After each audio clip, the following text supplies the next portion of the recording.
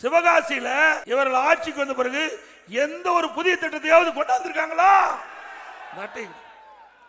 இன்னைக்கு பாருங்க, திமுகவின் உருட்டுகளும் திருட்டுகளும் அப்படின்னு சிவகாசியில பட்டாசு தொழிற்பூங்கா அமைக்கப்படும். அமைச்சாங்களா?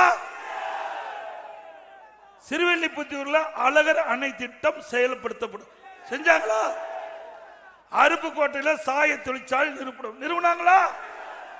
விருதுநகரில் அரசு சட்டக்கல்லூரி அமைக்கப்படும். அமைச்சாங்களா? விருதுநகரில் அரசு பாலிடெக்னிக் கல்லூரி அமைக்கப்படும். கொண்டு வந்தாங்களா? பட்டம்புதியில சிப்காட் அமைக்கப்படும். கொண்டு வந்தாங்களா? விருதுநகர் நகராட்சி மாநகராட்சி தரம் உயர்த்தப்படும். மாநகராட்சி தரம் உயர்த்துறாங்களா? அதே போல நீட் தேர்வு ரத்து பண்ணாங்களா? விருதுநகரில் புதிய தொழிற்பூங்கா அமைக்கப்படும். அமைச்சாங்களா? அதே போல பெட்ரோல் டீசல் விலை குறைக்கிறாங்களா? குறைச்சாங்களா? அப்போ மக்கள்கிட்ட ஏமாற்றி தானே ஓட்டு வாங்கியிருக்காங்க.